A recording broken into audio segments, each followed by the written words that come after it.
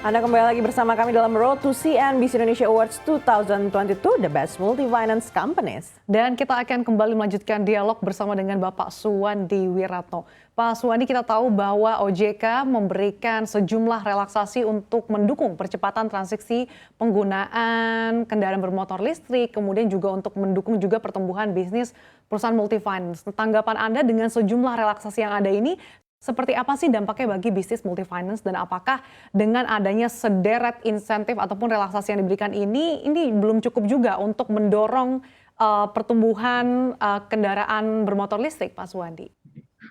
Ya, kita selalu menyambut positif Mbak Sasa terkait berbagai macam relaksasi yang tentunya pemerintah saat ini juga ingin bahwa kita adalah menjadi bagian daripada dunia berpartisipasi terhadap yang namanya climate issues ya, green financing dan segalanya. Memang kita ketahui bahwa bukan hanya Indonesia tetapi dunia, Eropa, Amerika, ya Asia, kita ketahui semuanya juga concern terhadap what is happening to the world climate ya, atau climate yang terjadi di dunia ini, perubahan cuaca dan lain-lainnya.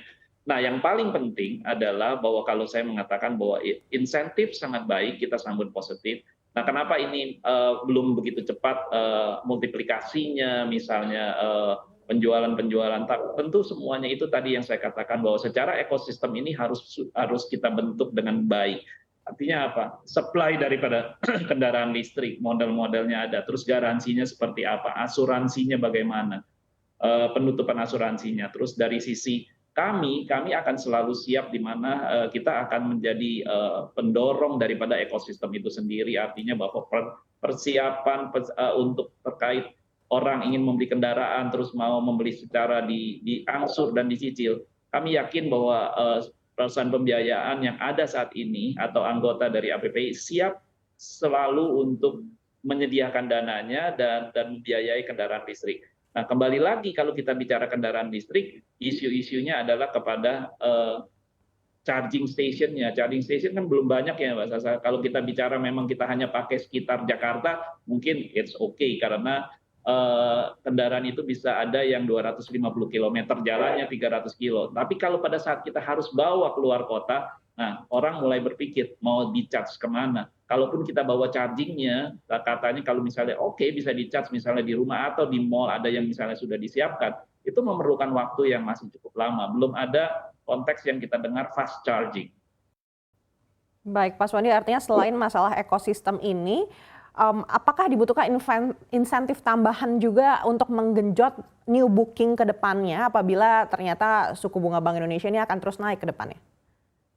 Menarik, kalau kita bicara dari saya sih insentif tambahan yang nomor satu ya Mbak Aneka atau Mbak Sasa, mungkin dibedakan suku bunganya. Walaupun suku bunganya naik, kalau yang untuk listrik bisa lebih murah gitu. Mungkin itu bisa membedakan gitu ya. Oke, Pak Suwandi, di awal tadi Anda mengatakan terkait dengan kenaikan suku bunga acuan sebetulnya ini bukan menjadi main concern bagi bisnis multi-finance.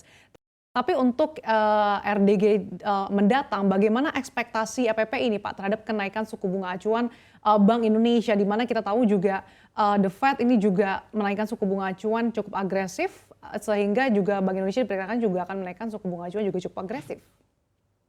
Ya, kalau kita bicara ekspektasi tentunya semua orang berharap ya suku bunga ini tidak terus mengalami kenaikan, tetapi kita juga ketahui bahwa Bank Indonesia sebagai Central Bank of Indonesia juga harus banyak hal yang dipikirkan dari sisi moneter, artinya dia mengawasi sistem moneter kita, terus bagaimana dari Kementerian Keuangan juga fiskalnya, dan terus harus juga kita sangat paham bahwa kontrol moneter dari sisi inflasi yang harus dijaga, dari sisi nilai tukar dan segalanya, ini tentu sangat kompleks ya dalam hal ini. Misalnya banyak hal yang perlu diperhatikan yang terjadi di luar negeri, resesi yang terjadi berpengaruh di kita, terus bagaimana juga nanti nilai tukar yang bergerak dan segalanya. Pasti kita yakini, kita percayakan sama Bank Indonesia bahwa dalam hal menentukan dalam rapat RDG ini apakah ini masih perlu naik suku bunganya, karena kenaikan suku bunga ini juga mungkin tentunya pastinya berpengaruh bagaimana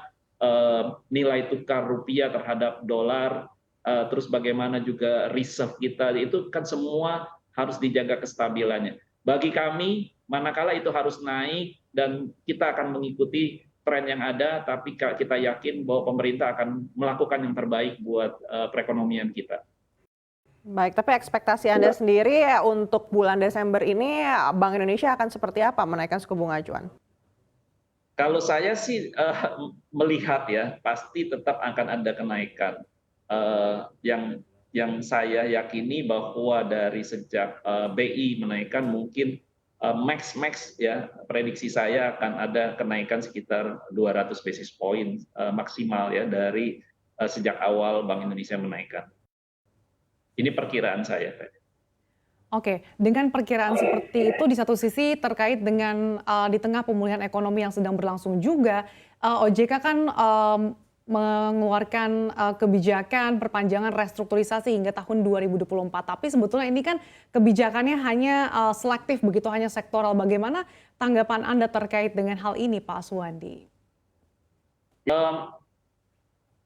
Apa yang disampaikan atau apa yang diputuskan oleh JK dengan program restrukturisasi yang diperpanjang secara sektoral, terbatas, dan lain-lainnya, saya rasa sudah tepat. Kenapa sudah tepat? Artinya bahwa selama dari sejak tahun 2020, 2021, 2022, dan sampai dengan 2003 mendatang, kita bahu-membahu dengan regulator dan pengawas kita, bagaimana kita memonitor pembayaran, bagaimana kita memonitor perkembangan setiap debitur-debitur yang ada di industri kami, di perusahaan pembiayaan. Kalau OJK juga memantau perkembangan yang ada di perbankan, semuanya terlihat sangat baik saat ini. Di mana pada saat restrukturisasi awal terjadi di tahun 2020, kami pernah sangat khawatir di mana jumlah akun yang direstruktur atau debitur yang direstruktur lebih dari 50% total portofolio atau piutang pembiayaan outstanding pada waktu itu. Namun saat ini perlu dipahami bahwa nilainya sudah turun jauh di bawah 3, bahkan mungkin di bawah 4% saat ini. Sisanya hanya tinggal sedikit, di mana para debitur sudah kembali normal, sudah bisa membayar. Semua program restrukturisasi ini boleh dikatakan berjalan dengan sangat baik dan sukses. Apa yang boleh kita lihat dari kenapa suksesnya, kita bisa melihat dari indikasi contohnya non-performing financing daripada industri pembiayaan saat ini di angka 2,5. Pertumbuhan perusahaan pembiayaan yang saya prediksi, ada 3 prediksi pada awal tahun 2022 yang lalu, di mana secara konservatif 5-6, secara moderate 6-8, kita bisa melihat saat ini sudah 12% loh, Mbak Aneka dan Mbak Sasa. Baik, menarik Pak Suwandi, apabila OJK ternyata tidak memperpanjang restrukturisasi untuk di sektor otomotif ini, tapi Anda sampaikan juga tadi perusahaan multifinance harus tetap bersiap juga untuk restrukturisasi lanjutan mungkin di tahun depan. Seperti apa antisipasi yang sudah disiapkan? Ya, kalau kita bicara restrukturisasi, sebenarnya sebelum OJK misalnya mengeluarkan program restrukturisasi pada saat terjadi pandemi, restrukturisasi ini kan sebenarnya suatu perjalanan yang normal di industri keuangan. Kita tidak serta-merta pada saat debitur misalnya mengalami kesulitan, kita harus melakukan eksekusi, kita harus melakukan penyelesaian kredit dengan cara dijual jaminannya dan lain-lainnya. Biasanya kita itu bisa melakukannya dengan satu proses yang pembicaraan dulu, komunikasi, apakah masih memungkinkan kita restruktur, kita rescheduling, karena konsep daripada pembiayaan atau memberikan pinjaman kepada debitur, kita tidak serta-merta menginginkan aset debitur untuk dijual dan melunasi hutangnya. Harapan kita, debitur bisa menyelesaikan hutangnya dengan baik sampai dengan masa kontrak tersebut selesai. Jadi artinya restrukturisasi ini merupakan satu program yang satu proses yang memang berjalan, bahkan tidak adanya POJK restruktur pun kita sudah lakukan. Oke, Pak Suwandi, dengan perpanjangan restrukturisasi ini yang hanya berlaku selektif, ambil contoh di sektor otomotif sebagai portofolio terbesar dari bisnis multifinance, ini kan yang hanya berlaku untuk otomotif yang produktif begitu. Bagaimana dengan yang konsumtif, Pak Suwandi? Ya, kembali yang konsumtif ini, artinya dengan melihat indikator yang ada saat ini, restrukturisasi yang ada di perusahaan pembiayaan nilainya hanya tersisa tidak banyak, yang masih restruktur berulang, yang masih dalam proses rescheduling dan restruktur, di bawah 3%. Nah, sehingga OJK bersama-sama industri setelah mempelajari itu dengan anggota-anggota kami juga, kita melihat bahwa kemampuan para debitur-debitur yang pernah direstruktur zaman pandemi pada COVID yang lalu sudah kembali bisa membayar normal, dan melihat hal ini tentunya kita juga meyakini bahwa jangan kita terus buat semacam restruktur yang berkepanjangan melalui POJK dan segalanya. Juga kita khawatirkan apabila itu terjadi bisa terjadi moral hazardnya kurang baik ya, artinya bahwa apa yang disampaikan oleh OJK misalnya hanya misalnya sektoral, terus untuk yang sektor produktif itu bisa dipahami, karena kenapa sektor produktif ini kan mungkin baru mulai bangkit ya, terus tiba-tiba terjadi resesi, terus kalau produktif itu kan mungkin ada unsur perdagangan, artinya misalnya jual beli, apakah produksi barangnya sendiri dipakai di dalam negeri, apakah mereka juga ada unsur di mana harus ekspor itu mungkin ada gangguan-gangguan, misalnya ke China pun mungkin sekarang masih ada gangguan karena mungkin pelabuhannya tidak serta-merta bisa buka seperti dalam keadaan normal karena masih beberapa masih semi lockdown. Baik Pak Suwandi, pertumbuhan pembiayaan hingga Oktober nih kita tahu di perusahaan multifinance tembus hingga 12,17%, begitu. Proyeksi Anda hingga akhir tahun ini pertumbuhannya akan seperti apa? Dan di 2023 apakah Anda juga cukup optimistis kalau pertumbuhan ini juga bisa menyentuh double digit?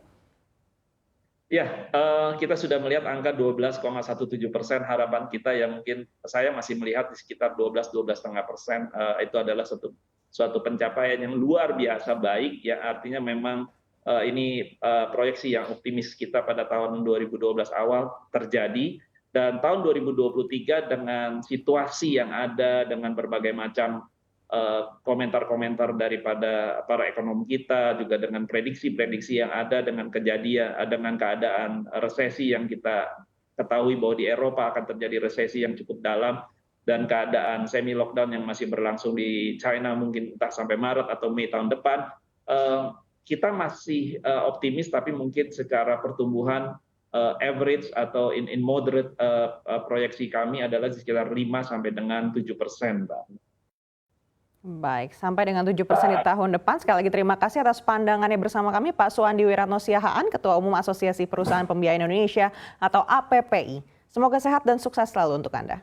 Dan usai jeda kami kasih, akan kembali dengan sesi dialog bersama dengan CNBC Indonesia Research untuk membedah lebih jauh terkait prospek industri perusahaan multifinance dan juga untuk mengetahui peluang pertumbuhan ekonomi dan juga demand konsumsi masyarakat di era bunga tinggi. Tetaplah bersama kami dalam Road to CNBC Indonesia Awards 2022 The Best Multifinance Companies.